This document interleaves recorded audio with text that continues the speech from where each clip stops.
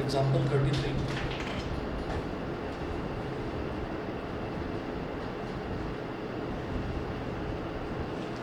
Example 33 में लिखिएगा विच term of the sequence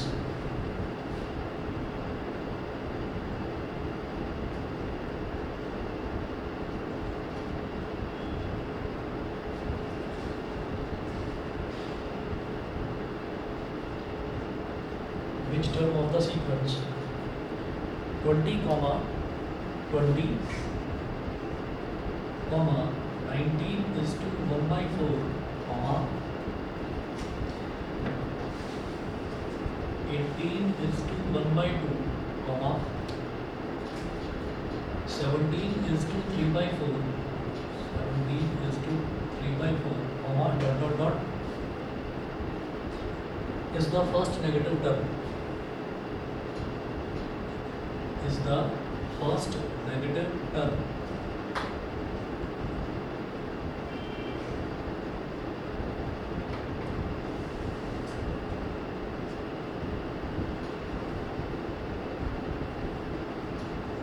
is the first negative term।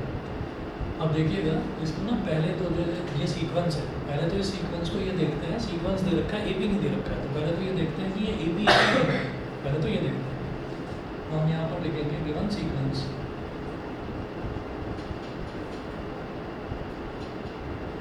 is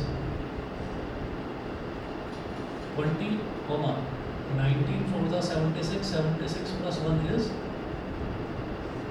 77 upon 4 18 to the 36 36 plus 1 is 37 upon 2 17 for the 68 68 plus 3 is 71 upon 4 dot dot dot। ठीक है, और ये जो sequence है, इस सीक्वेंस को मैं ऐसे कह सकता हूँ कि जैसे डिनोमिनेटर में 4 है, मैं चाहूँ सभी का डिनोमिनेटर 4 हो जाए, है ना, मैं ये चाह रहा हूँ कि सभी का डिनोमिनेटर 4 हो जाए ताकि मैं कॉमन डिफरेंस आसानी से निकाल सकूँ। तो जैसे 20 है तो 20 का डिनोमिनेटर में क्या है, अपॉन में 1 है, तो नीचे भी 4 से मल्टीप्लाई, ऊपर भी 4 से मल्टीप्लाई, तो ये क्या हो जाएगा 80 अपॉन 4। यहाँ पर ऑलरेडी 4 है ही, 77 अपॉन 4। यहाँ पर क्या है, यहाँ पर डिनोमिनेटर में 2 है, तो ऊपर भी और नीचे भी दोनों में 2 से मल्टीप्लाई कर दो ताकि डिनोमिनेटर 4 बन जाए, ताकि कंपैरिजन करना आसान रहे। तो 37 2 इज 74, 2 इज 4, यहाँ डिनोमिनेटर में 4 है ही, ठीक है, डॉट डॉट डॉट ऐसे करके छोड़ दीजिए। अब मुझे एक चीज़ दिखाई दे रही है कि यहाँ पर जो टर्म्स हैं वो ना घटती जा रही हैं। पहले 80 अपॉन 4 था, फिर अगला टर्म 77 अपॉन 4, मतलब अब जब मैंने सबके डिनोमिनेटर सेम कर दिए तो मुझे सिर्फ और सिर्फ न्यूमरेटर कंपेयर कर दें, ठीक है, तो आसानी रहेगी, ऐसे में सब्ट्रैक्ट करने में भी आसानी रहेगी। और आप ये देख रहे हैं कि यहाँ पर न्यूमरेटर डिनोमिनेटर तो सेम है, तो यहाँ पर न्यूमरेटर लगातार घटते जा रहे हैं, ठीक है। तो जब टर्म्स लगातार घटती जाती है तो इसका मतलब ये है कि मतलब एक मोमेंट ऐसा भी आएगा जब वो टर्म्स 0 से भी छोटी हो जाएगी, यानी कि नेगेटिव हो जाएगी, ठीक है। तो सबसे पहले मैं यहाँ पर कहूँगा कि हियर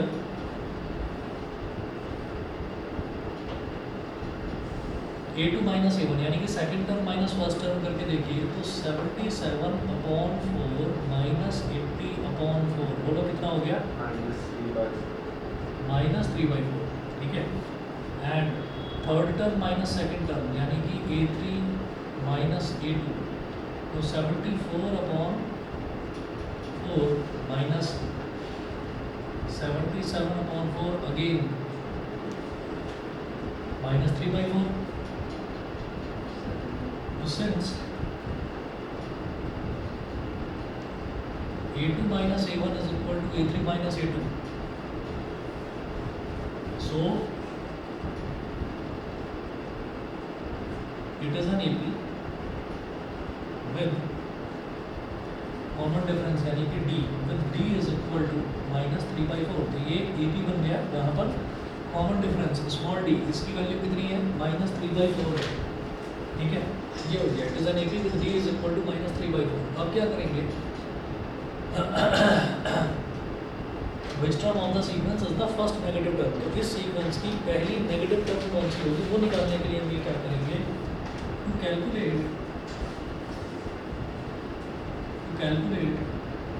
अच्छा स्टार मार्क कर लेना इस पर, क्योंकि इस तरीके का क्वेश्चन मैं पहला ही देख रहा हूँ, ये पहला क्वेश्चन देख रहा हूँ। कि फर्स्ट नेगेटिव टर्म मेरे को निकालनी है। तो जब पूछते हैं ना कि विच टर्म ऑफ द सीक्वेंस, तो इसका मतलब यह है कि n की वैल्यू पूछ रहे हैं, स्मॉल n कैलकुलेट करवाना चाहते हैं वो हमसे। तो to calculate its first negative term,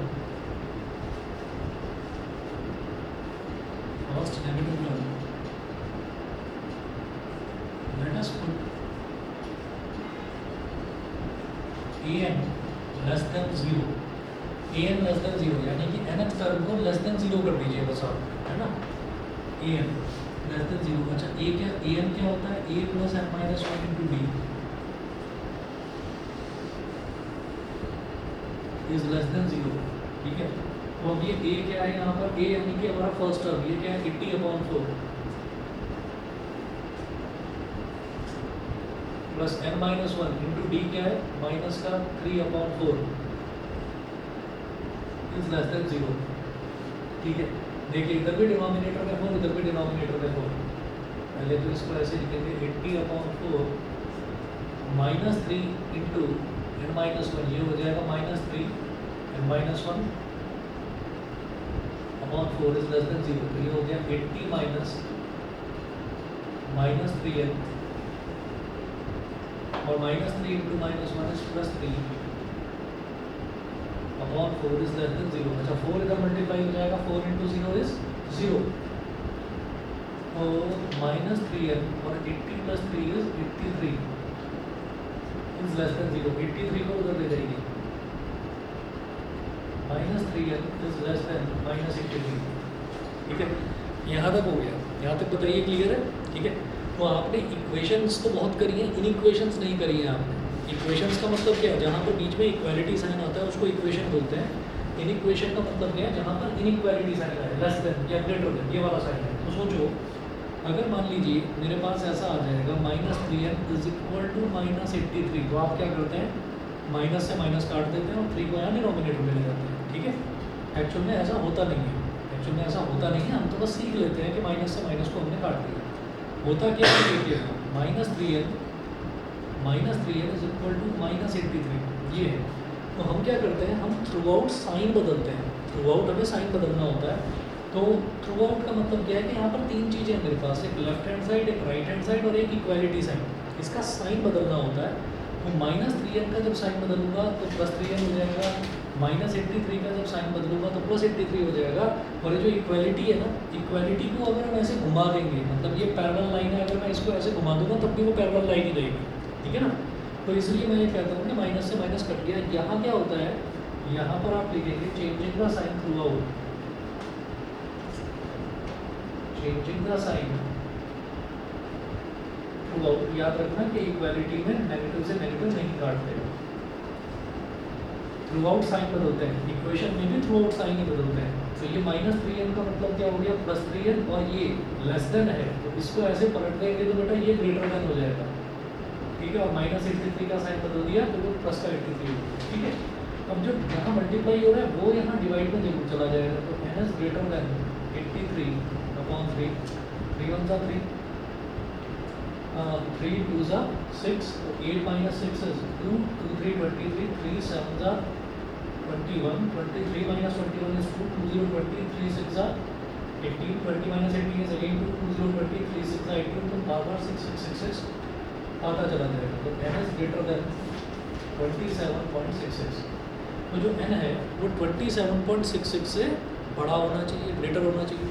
तो इसका मतलब क्या है, इट इम्प्लाइज दैट, इससे जस्ट बड़ा टर्म बता दो बस। It implies that n is equal to 28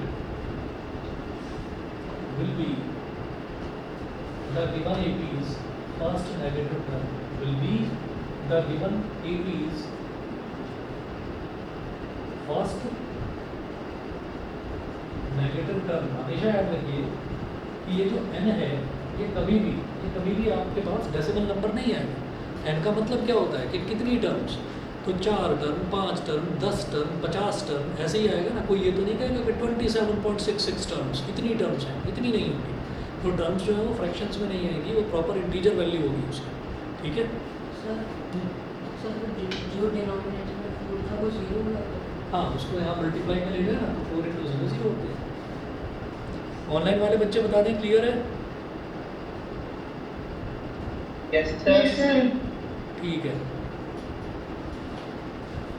अच्छा, हमने सही करा या गलत करा ये देखा जा सकता है। जैसे n इज इक्वल टू 28 और n इज इक्वल टू 27 अगर चेक कर लिया जाए, n इज इक्वल टू 27 अगर है तो a27 यानी कि 27th टर्म क्या हो जाएगी, a प्लस 26d, यही होता है ना, a plus m minus 1 into D, तो a प्लस 27 माइनस 1 मतलब 26 इंटू डी, तो a प्लस 26d। अच्छा, a क्या था, 80/4 प्लस 26 इंटू डी कितना है, माइनस 3/4 प्लस माइनस माइनस 3 6 ज़ा 18, 3 2 ज़ा 6 और 1 7, 78/4, तो ये क्या हो गया 2/4। तो भाई ये तो 27 टर्म तो पॉजिटिव आ रहा है, हाफ आ रहा है। ठीक है, अब जरा 28 टर्म निकाल लो, ये 28 तो सब 27 टर्म के जस्ट बाद तो 28 टर्म नहीं आएगी, तो 28 टर्म निकालिए, ये हो जाएगा a plus 27d 80/4 plus 27 into minus 3/4, 3 into 27 is minus 81, ये कितना आ गया, माइनस का 1/, इसका मतलब यहाँ तक आप 27 टर्म तक अगर आप निकालते रहें, टर्म्स निकालते रहें, 27 टर्म तक आपको पॉजिटिव टर्म ही मिलती रहेगी। लेकिन जैसे ही आप 27.66 से जरा सा बड़ा हो जाता है इनकी वैल्यू, यानी कि जैसे ही 28 हो जाती है उसकी वैल्यू, तो हमको पहली नेगेटिव टर्म मिल जाएगी। ठीक है, हमेशा याद रखिए जब भी हमसे ये कहा जाए कि फर्स्ट नेगेटिव टर्म, तो नेगेटिव टर्म क्या होती है, 0 से छोटी होती है, तो आपको क्या करना होता है, nth टर्म यानी कि an को लेस देन 0 रखना पड़ेगा। ठीक है, समझ गए? और जब भी कभी दोनों तरफ नेगेटिव साइन आ जाए तो मुझे क्या करना है कि उसके साइन बदलने हैं। साइन बदलेंगे मतलब ये भी नेगेटिव से बदलकर पॉजिटिव, ये भी पॉजिटिव, और ये लेस देन है तो ये पलट कर ग्रेटर देन हो जाएगा। समझ गए? ठीक है, चलिए जी मैं अगला क्वेश्चन देखता हूँ।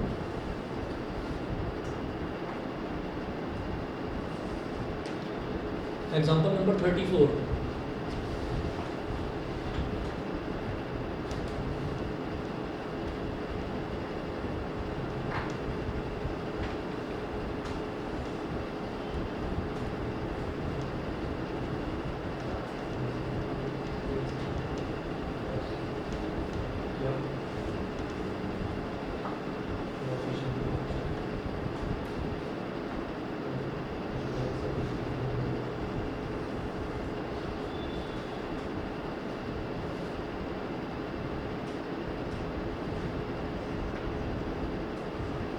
Example 34. Two ABs have the same common difference.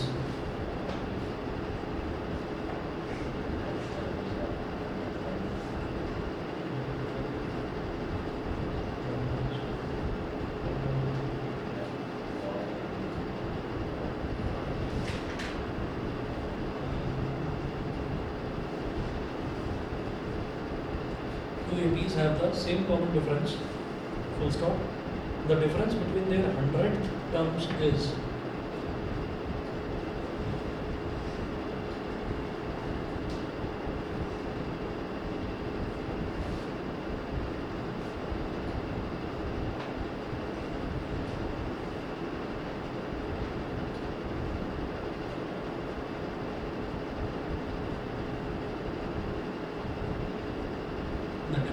their 100th terms is 111, 222, 333. 111, 222, 333. Full stop. What is the difference between their millionth terms?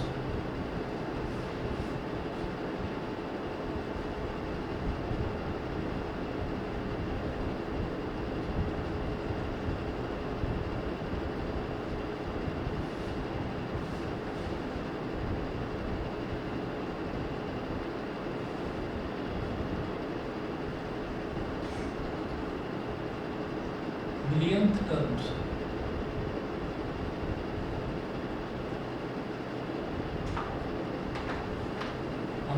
AP दे रखे हैं, हमें 2 AP दे रखे हैं और वो बोल रहे हैं कि वो जो 2 AP है ना, उन दोनों AP का जो कॉमन डिफरेंस है वो सेम है, दोनों APs का कॉमन डिफरेंस सेम है।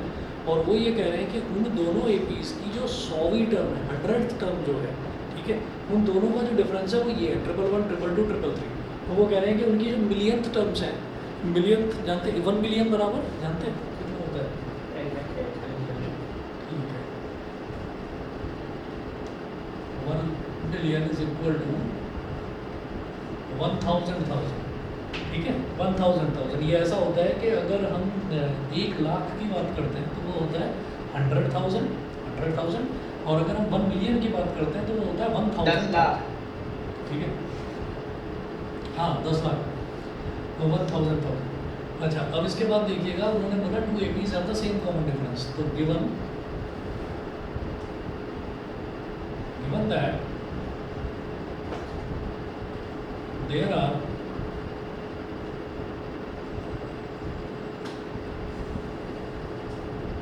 APs with same common difference,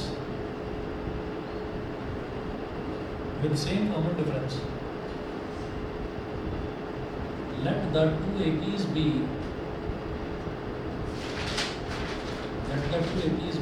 A1,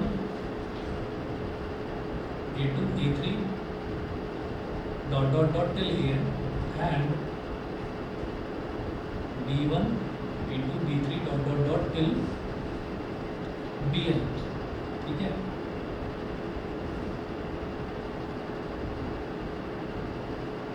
given A2 minus A1 is equal to D and B2 minus B1 is equal to D। वही मैंने ये कहा कि 2 अलग अलग APs हैं, 2 अलग अलग APs हैं, दोनों का कॉमन डिफरेंस जो है वो सेम है। तो अगर फर्स्ट वाला जो AP है A1, A2, A3 till AN, तो इसमें अगर मैं A2 minus A1 करूँगा तो भी D आ रहा है, और जो सेकंड वाला AP है B1, B2, B3 till BN, उसमें भी अगर मैं B2 minus B1 करूँगा तो भी D आएगा, ठीक है। हाँ, फाइनाइट AP। तो उन्होंने बोला है कि एक चीज़ और दे रखी है, the difference between their 100th term is 111, 222, 333। तो ऑल्सो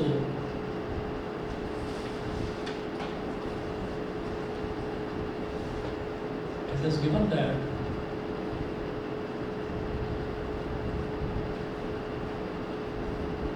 A100 माइनस B100, यानी कि ये क्या है, AN का मतलब क्या है कि फर्स्ट AP की nth टर्म, और BN का मतलब क्या है, सेकंड AP की nth टर्म। तो फर्स्ट AP की 100th term minus second AP की 100th टर्म्स, इन दोनों का जो डिफरेंस है इट इज 111, 222, 333, ये दे रखा है। जरा इसको सॉल्व करिए। हाँ जी, A100 कितना हो जाएगा, A प्लस 99D, ठीक है, माइनस B100 कितना हो जाएगा, B plus 99D is equal to 111, 222, 333।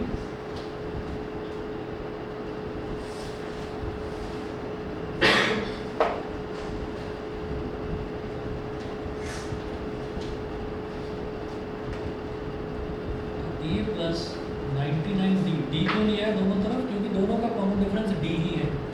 तो A plus 99D minus B minus 99D is equal to 111, 222, 333, minus 99D plus 99D cancel out हो गया, A माइनस B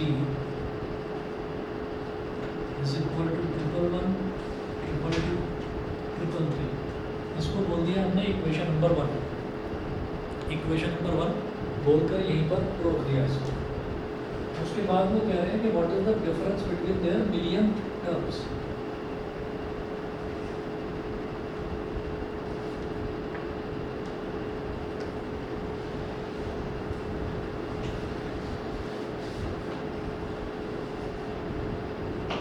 तो A 1000 माइनस B 1000, ये कैलकुलेट करना है। तो ये कैसे निकलेगा,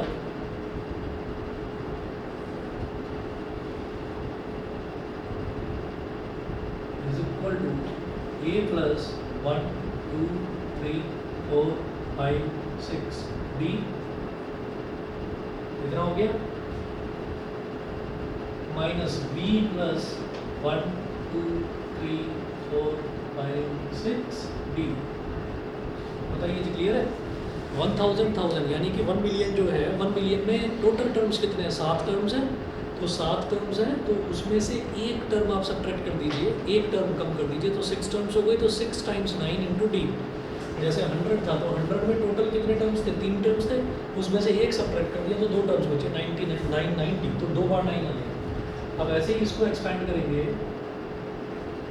तो a plus 1 2 3 4 5 6 b minus b minus 1 2 3 4 5 6 d। 6 times 9 into D minus 6 times 9 into D cancel out हो गया। It is equal to a minus b it is equal to 1 1 1 2 2 3 ठीक है फ्रॉम इक्वेशन 1 ठीक है। तो ये आ गया 1 1 1 2 2 3 3। तो अगर मान लीजिए हमें 100 टर्म्स का डिफरेंस दे रखा है, कोई दो ऐसे एपीज हैं जिनका difference same, common difference same दे रखा है, तो अगर 100 टर्म्स का डिफरेंस मेरे को कुछ दे रखा है, कोई वैल्यू दे रखी है, तो उसकी 200वीं टर्म्स का डिफरेंस भी उतना ही आएगा, 1000वीं टर्म्स का डिफरेंस भी उतना ही आएगा, 1 लाख वाली टर्म्स का डिफरेंस, सबका डिफरेंस सेम ही आना, यही आना। क्लियर? ये तब होता है जब सबका कॉमन डिफरेंस सेम होता है। ठीक है हाँ अभी देखो इसके बाद मैं एक क्वेश्चन लिख रहा हूँ, वो जरा क्वेश्चन आप लोग ट्राई करिए।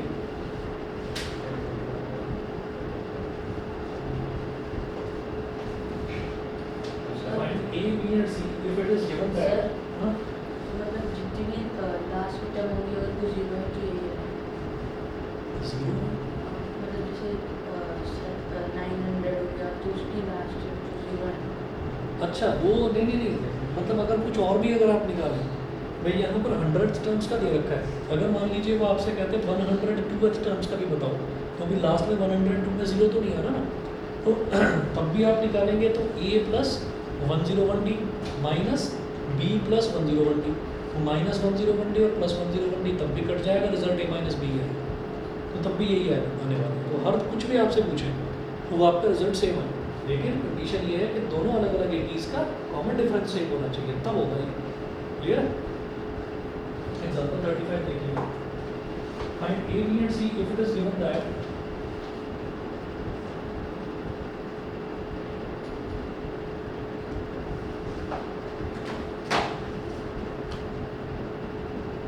find a b and c if it is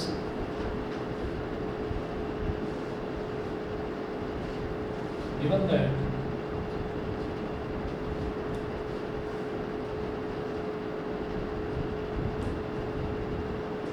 find a b and c if it is given that the numbers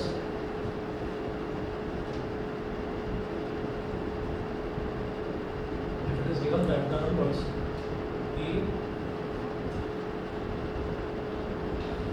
7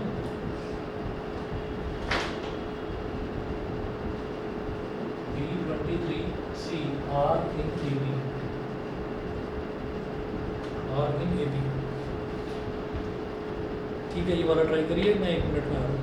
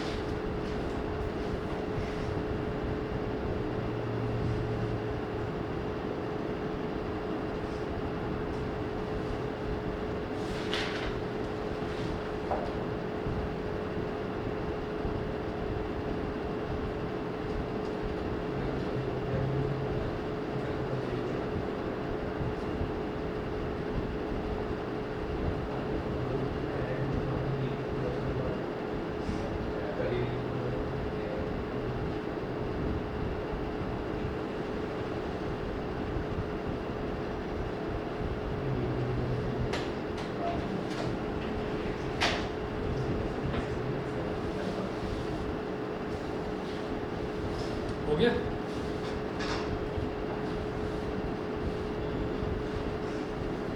तो Values. इसमें D निकालने की जरूरत है। हाँ निकाल लो। उन्होंने बोला ये सारे के सारे नंबर्स जो हैं ये AP में हैं, तो इसलिए तुमको A, B और C निकालना है।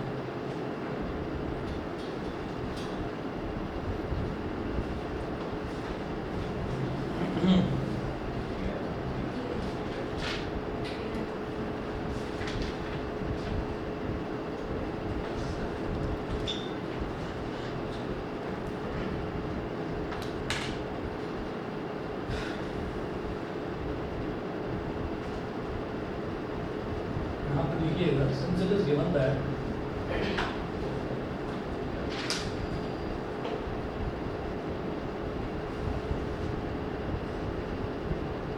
the numbers, since it is given that the numbers A7,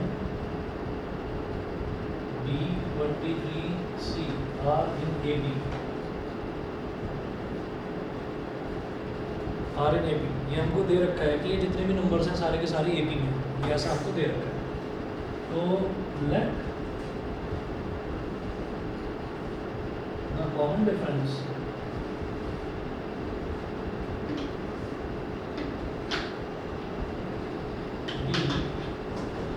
small D, हमने कॉमन डिफरेंस को स्मॉल डी मान लिया, तो it implies that A2 minus A1 मतलब 7 minus A is equal to small d, ऐसे ही B minus 7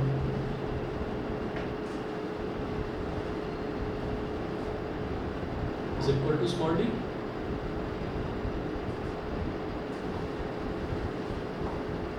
तो 7 आ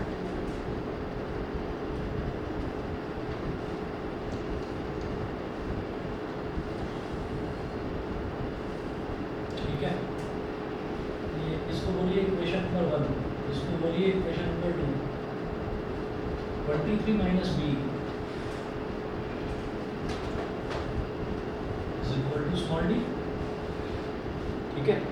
तो ये हमारी इक्वेशन नंबर 3 हो गई। ऐसे ही C माइनस 23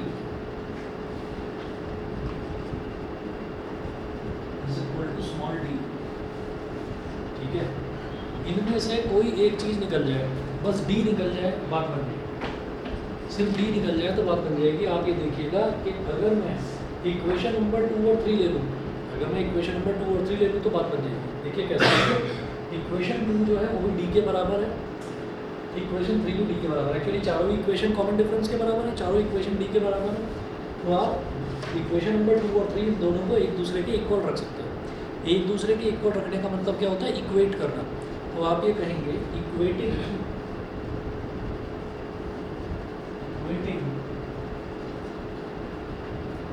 इक्वेशन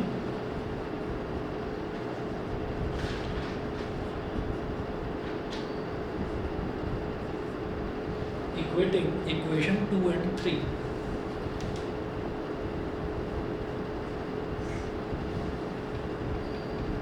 इक्वेशन 2 और 3 को दोनों को इक्वेट कर दो, फिर देखिएगा क्या होता है।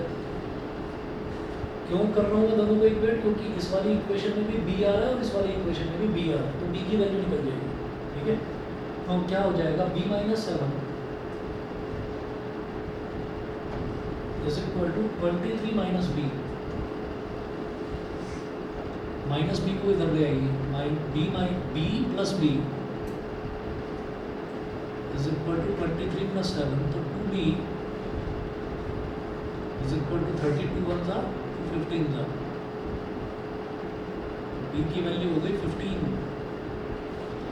B की वैल्यू 15 हो गई, B की वैल्यू आ गई। अब हमारा काम बन जाएगा, अब इक्वेशन 2 में या इक्वेशन 3 जिसमें आपका मन करे उसमें B की वैल्यू वापस डालिए और फिर आप D की वैल्यू निकाल लीजिए। और D की वैल्यू आती है, A की वैल्यू भी आ जाएगी, C की वैल्यू भी आ जाएगी। समझ गए? ठीक है, तो आप ये कहेंगे जैसे B की वैल्यू आ गई 15, तो put this value in equation 2, put this value of B, D is equal to A. अरे वाह, put this value of B in equation 2, ठीक है। इक्वेशन 2 में आप b की वैल्यू डाल दीजिए और तो ये हो गया b minus 7 is equal to D. D कितना है 50, sorry d minus 7 is equal to D, तो d कितना है 15 minus 7 is equal to D, तो d की वैल्यू आ गई 8। d की वैल्यू 8 आ गई। अब आप ये कहेंगे कि पुट दिस वैल्यू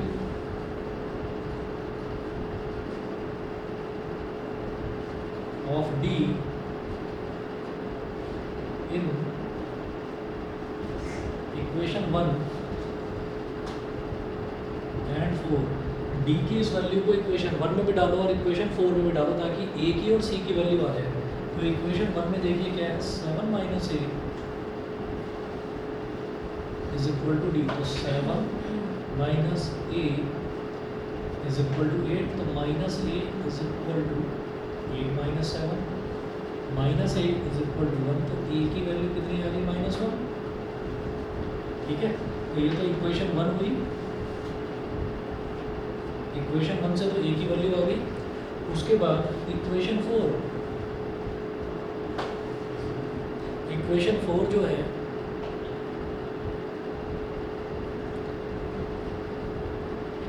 इक्वेशन 4 जो है, इक्वेशन 4 से आप c की वैल्यू निकाल सकते हैं। तो c minus 23 is equal to d, c minus 23 is equal to 8, c is equal to 8 plus 23 मतलब 31, ठीक है। c की वैल्यू 31, b की वैल्यू 15 और a की वैल्यू -1। a, b और c की ही वैल्यू चाहिए थी हमको।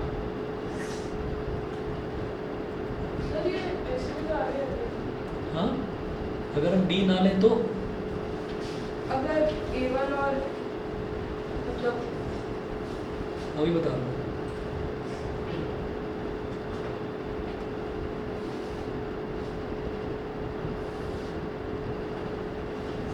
दिखाइए।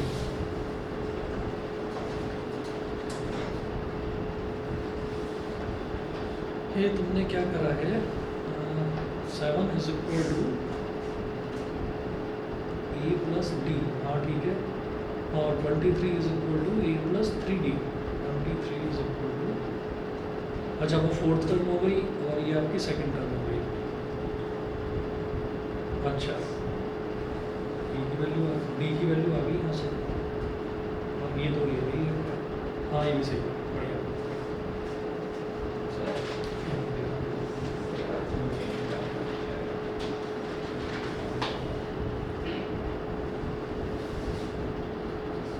ये तुमने करा है फोर्थ टर्म,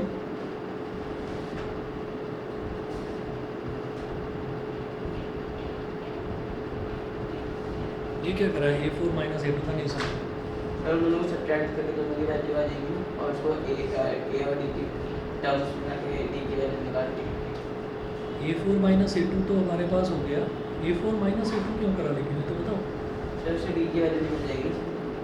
दोनों में a है माइनस हो गई a कर दिया और d की वैल्यू आ जाएगी। a4 माइनस, अच्छा a plus 3d minus a plus d, अच्छा तो a प्लस 3d, अच्छा ठीक ठीक ठीक, हाँ वही उसने भी वही करा, समझ गया। तुमने ऐसे करा, उसने दो इक्वेशंस पढ़ा, ठीक है।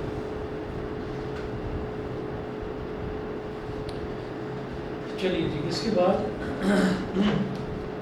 बाद ना इसके कुछ क्वेश्चंस मैं आपको भेजूंगा और आप ये देखेंगे। अगर आपके पास ये आर डी शर्मा है तो आर डी शर्मा की एक्सरसाइज 5.4 फिफ्थ चैप्टर ही दे रखा है। 5.4 में लाइन से सीबीएसई के क्वेश्चंस हैं। हर क्वेश्चन के बाद सीबीएसई लाइन से मेंशन है। 2006, 5, 6, 9, 9, 12, 13, 13, 13, 14, 14, 15, 15 लाइन से क्वेश्चंस दे रखे हैं। ये मैं आपको इसकी फ़ोटो भेजूंगा, आंसर्स भेजूंगा, ये आप ट्राई करिएगा। उसके बाद अगला टॉपिक आप लिखेंगे selection of terms in an AP. Selection of terms in an AP. हाँ बोलो सर कौन से एग्जाम पर ट्राई करने थे? मैं आपको होमवर्क भेज दूंगा फोटो खींचकर। Okay sir. ओके, ये बता दो। हाँ जी, फिजिक्स के नोट्स तो आपके हाँ है ना, ये मैंने हार्ड कॉपी दी थी तुम्हें, मैं आवाज़ दे दूँ, मेरे पास एक हार्ड कॉपी भी रखी हुई है। चलिए कोई नहीं, चलो मैं PDF आज भेज दूँगा, लेकिन मैं मंगा कर ना फिर तो मैंने फिर केमिस्ट्री का भी नहीं दिया होगा अभी।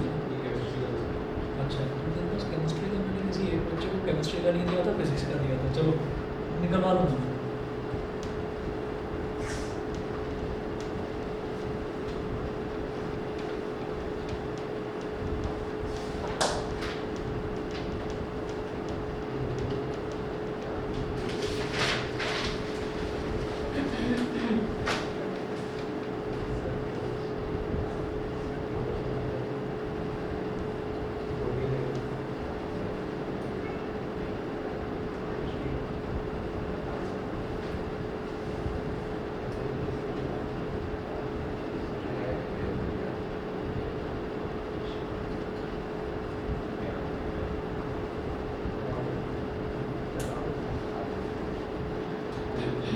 Regarding the selection of terms in an AP, selection of terms.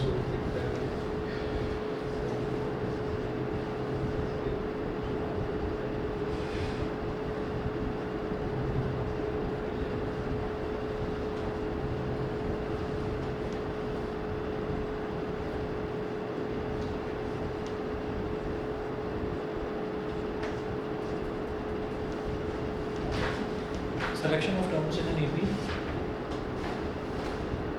इसमें लिखेंगे नंबर ऑफ टर्म्स, फिर टर्म्स और फिर कॉमन डिफरेंस, ऐसे लिखना है। नंबर ऑफ टर्म्स, इसके लिए तो थोड़ा कम जगह छोड़ के ना एक टेबल बना लो, और टर्म्स के लिए थोड़ी ज़्यादा जगह।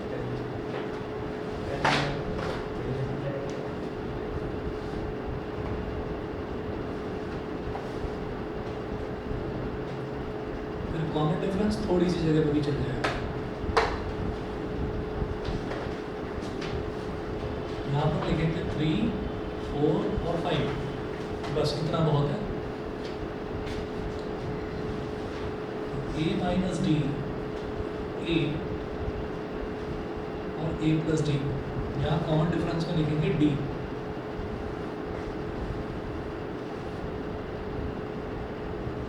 इधर लिखेंगे A माइनस 3D,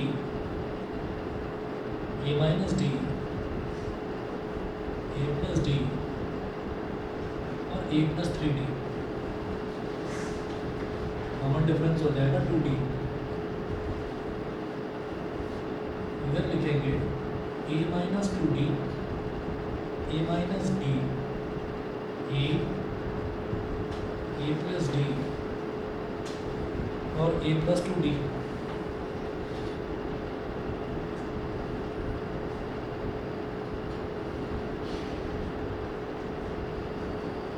यहाँ कॉमन डिफरेंस को लिख देंगे D। तो इसमें क्या करना है कि अगर मान लीजिए कोई भी ऐसा AP हो जहाँ मुझे फर्स्ट टर्म कॉमन डिफरेंस दोनों ही चीज़ें ना दे रखी हो, बस ये बता रखा हो कि कोई एक सीक्वेंस है और वो AP है, और ना कुछ कंडीशंस दे रखी हो, जैसे किसी में कंडीशन दे रखी होती है कि सारी टर्म्स का सम जो है वो इतने के बराबर है, किसी में कंडीशन दे रखी होती है कि फर्स्ट टर्म और सेवन्थ टर्म का सम इसके बराबर है।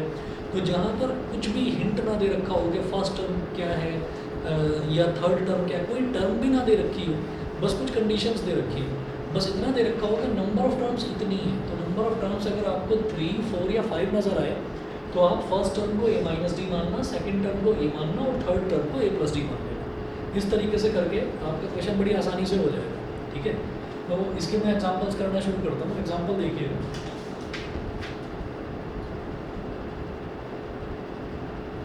एग्जांपल है if 2x, example number 1,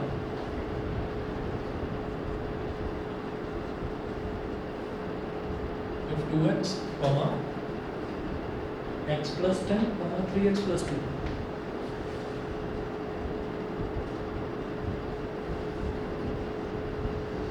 If 2x, x plus 10, 3x plus 2 are in AP, find the value of x. Are in AP, find the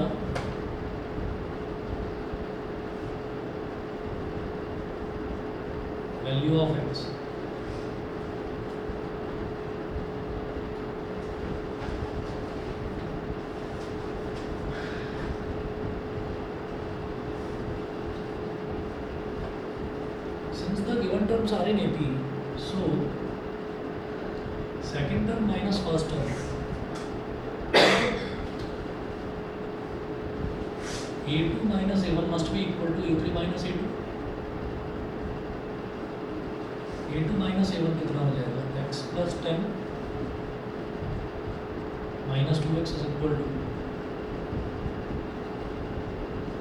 3x plus 2 minus x plus 10.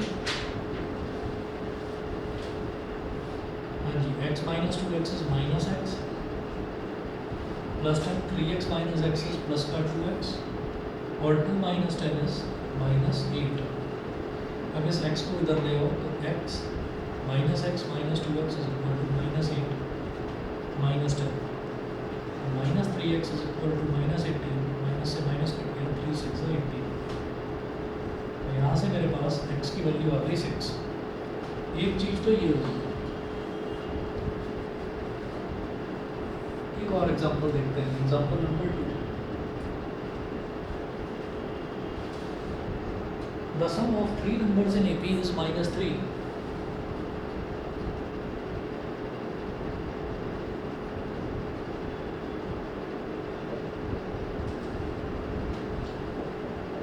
The sum of three numbers in AP is minus 3. Comma, and their product is 8.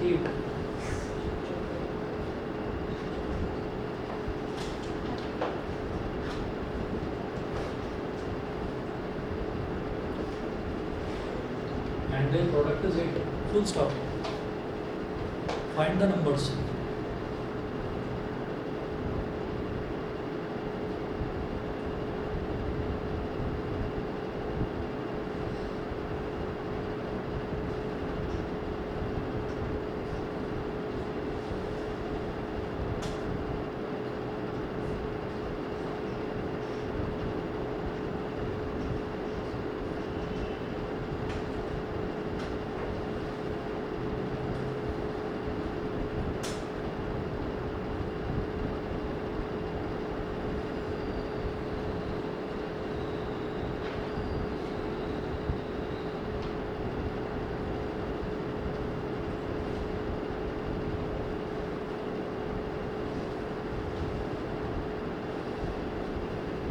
And their product is 8.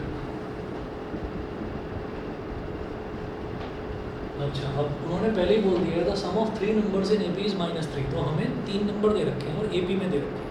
तो जब भी हमको 3 number दे रखे हों तो समझ जाओ 3 terms मुझे क्या लेनी है, A माइनस डी, A और A प्लस डी. सही है. जब भी कभी ऐसा दे रखा हो तो बाकी कुछ नहीं दे रखा कि फर्स्ट टर्म क्या है, कॉमन डिफरेंस क्या है, कुछ नहीं दे रखा है. तो let the three numbers in AP be, let the three numbers in AP be A minus D, comma A plus D.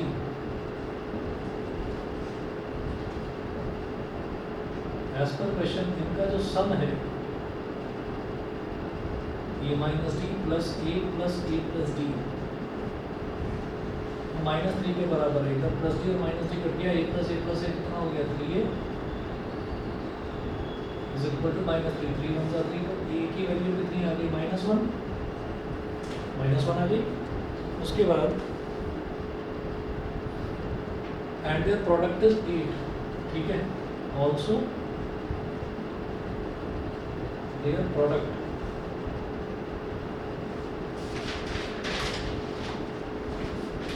To 8. तो प्रोडक्ट क्या हो गया,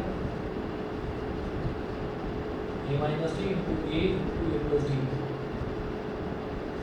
इज इक्वल टू 8. तो A minus D into A plus D कितना हो जाएगा, A square minus D square equal to 8. A की value कितनी है, -1.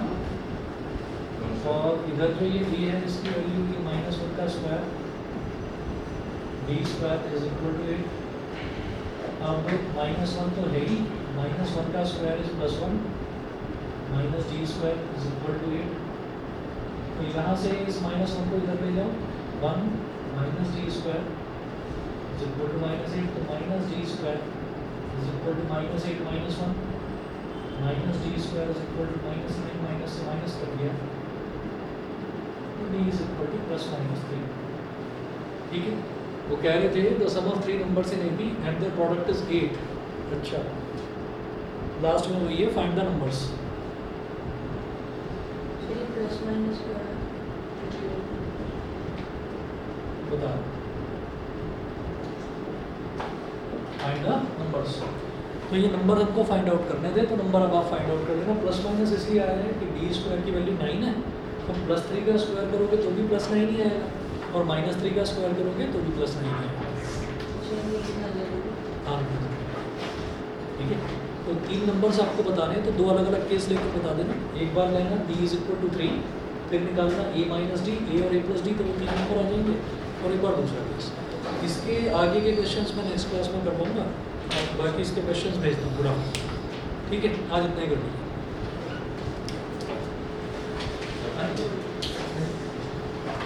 Okay, thank you, sir. Good afternoon, sir. Okay, good afternoon, good evening.